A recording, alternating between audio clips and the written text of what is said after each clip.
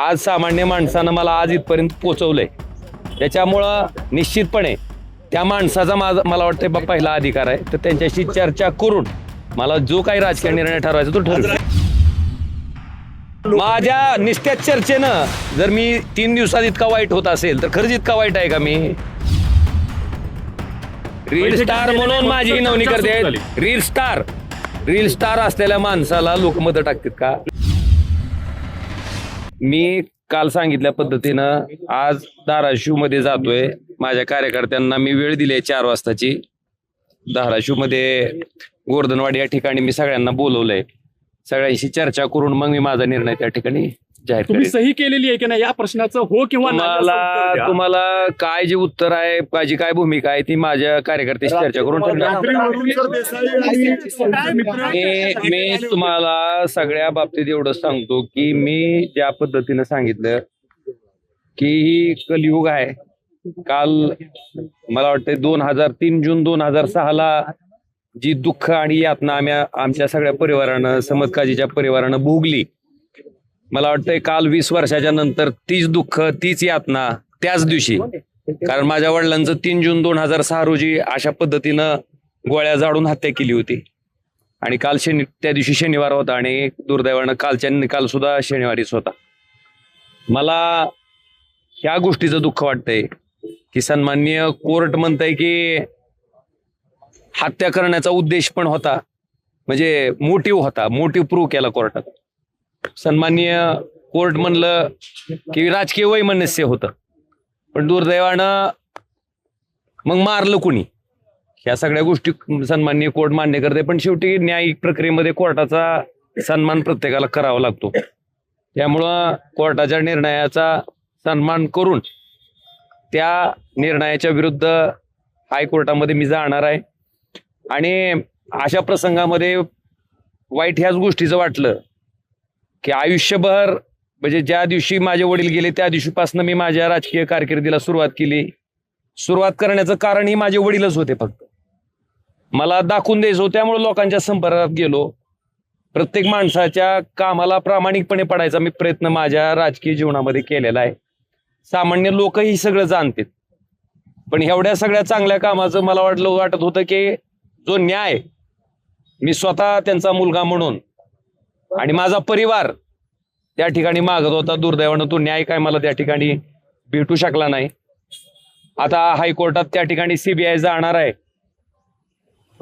CBI हायकोर्टात गेल्याच्या नंतर त्या ठिकाणी ज्या कोर्टातल्या सगळ्या गोष्टी तपासातल्या समोर आल्यात खालच्या ट्रायल कोर्टामध्ये, त्याच्या बाबतीत ह्या निर्णयाच्या विरुद्ध त्या ठिकाणी आम्ही दाद मागणार आहेत. अपेक्षा इतकीच आहे की त्या तपासाचा, सीबीआयनं जो तपास केलाय त्या तपासाचा सगळा अँगल बघून त्या ठिकाणी हायकोर्टानं न्याय द्यावा. आज फादर्स डे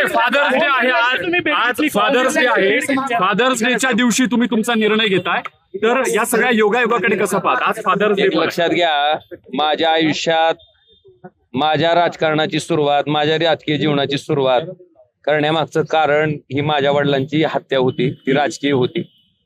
आणि ह्या जन्मात तरी त्या माणसाचं राजकारण साध्य होऊ द्यायचं नाही.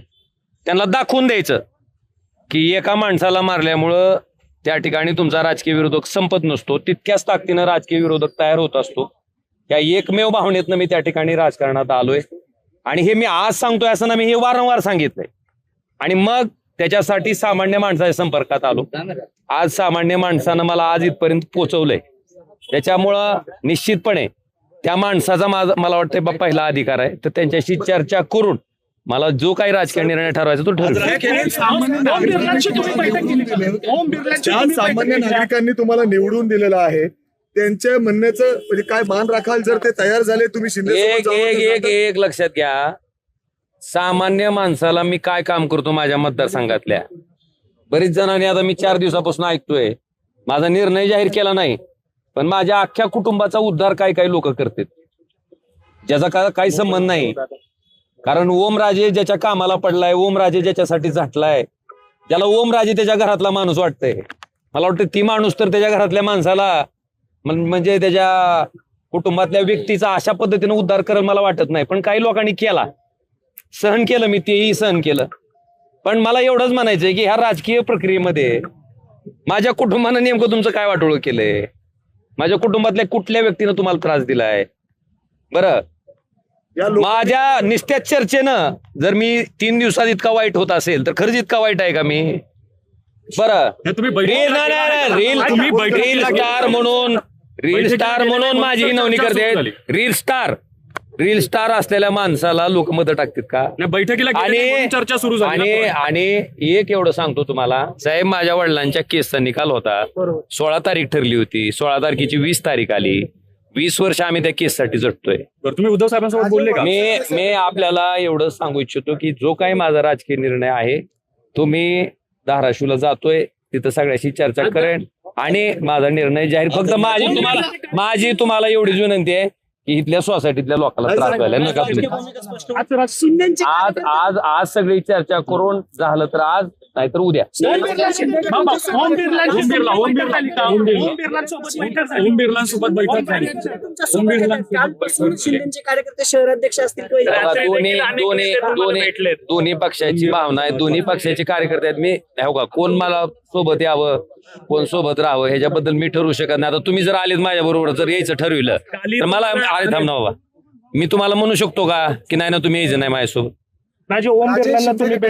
मी तुम्हाला एकच प्रश्नाचं उत्तर देतो की माझी जी काय राजकीय भूमिका आहे ती मी आज चर्चा करून झाला आज, नाहीतर उद्या मी स्पष्ट. पण ओमराजे का दुखवलेत एवढे अचानक असं? मला दुःख एक लक्षात घ्या. सन्माननीय उद्धवजी, सन्माननीय आदित्यजी आणि बाळासाहेबांच्या कुटुंबानं बद्दल माझं कधीच एक शब्द अवाक्षर जाणार नाही, गेलेलं नाही. पण दुर्दैवानं माझी इंटरव्ह्यू छापले तुम्ही. ठीक आहे, मी बोललो असेल तर तुम्ही छापा, पण न बोलताच तुम्ही जर माझी इंटरव्ह्यू तशा पद्धतीनं छापणार असाल, मला वाटतं त्या गोष्टीचं मला प्रचंड दुःख आहे, वेदना आहेत. मी एक लक्षात घ्या, साधा विषय सांगतो मी. लोकसभा असेल, विधानसभा असेल, ह्या निवडणुकीमध्ये निश्चितपणे लोक पाठीशी राहिले. प्रचंड पैशाची ताकद, सगळी ताकद असताना सुद्धा. पण ज्या स्थानिक स्वराज्य संस्थेच्या निवडणुका झाल्या, तुमच्या माहितीसाठी माझ्या लोकसभा कार्यक्षेत्रामध्ये जेवढ्या पंचायत समिती आहेत, जेवढ्या नगरपालिका आहेत, त्या सगळ्या ठिकाणी अख्ख्या लोकसभेत एक सुद्धा पंचायत समिती माझी निवडून येऊ शकली नाही. एक सुद्धा नगरपालिका माझी निवडून येऊ शकली नाही. मग खरंच आम्ही इतके वाईट आहेत का? मी असेल, आमदार कैलास पाटील असतील, प्रवीण स्वामी असतील, सोपल साहेब असतील, आम्ही 24 तास लोकांसाठी देतो. तुम्ही लोकांना विचारा, मी म्हणतोय म्हणून माझ्या शब्दावर विश्वास ठेवू नका. आम्ही लोकांसाठी उपलब्ध आहेत का नाहीत? आम्ही त्यांच्यासाठी काम करतो का नाही? मग अशा परिस्थितीत मशाल ह्या चिन्हावर उभारलेल्या आमच्या लोकांना पराभवाचं तोंड का बघावं लागलं? आणि इतकं वाईट, माझा आज सोमनाथ गुरव नावाचा कार्यकर्ता धाराशिवमध्ये निवडणूक लढत होता. 3ऱ्या नंबरला जावं, 24 तास लोकांसाठी उपलब्ध असणारा कार्यकर्ता. मला त्याच प्रश्नाचा शोध घ्यायचा आहे. मला एक लक्षात घ्या, मी तुम्हाला एक सांगतो, पक्ष नेतृत्वाबद्दल कृपा करून तुम्ही मला म्हणू नका. शेवटी आमच्या कामावरच मत टाकणार होतो ना तुम्ही. का आम्हाला हेटाळलं? का आमची हेटाळणी, आमच्या कार्यकर्त्याची हेटाळणी का झाली? आणि एक लक्षात घ्या की प्रश्न आहे माझ्या मनाला, त्या लाखो कार्यकर्त्याला प्रश्न आहे की बाबा आम्ही निष्ठावंत होतो, आम्ही तुमच्यासाठी उभारलो होतो, आम्ही काम. बरं, असं काही ड्रग डीलर आणून उभा केला नव्हता मी. माझा माणूस गुन्हेगारी पार्श्वभूमी असणारा नव्हता, लोकांसाठी काम करणारा होता, लोकांसाठी झटणारा. आणि ऐका, असं सगळं असताना आमच्या लोकांना पराभवाचं तोंड पाहावं लागलं, ही वस्तुस्थिती आहे. आणि म्हणून मला त्याच्याबद्दल काय म्हणायचं नाही, पण त्याचा शोध मला घ्यायचा आहे. आणि मी आज तुम्हाला एवढंच सांगतो की जो काही निर्णय घ्यायचा आहे मी आज चर्चा करू. सत्तेत गेल्यानंतर हे सगळं बदलेल असं वाटतं का? मी अरे माझा निर्णय तर होती.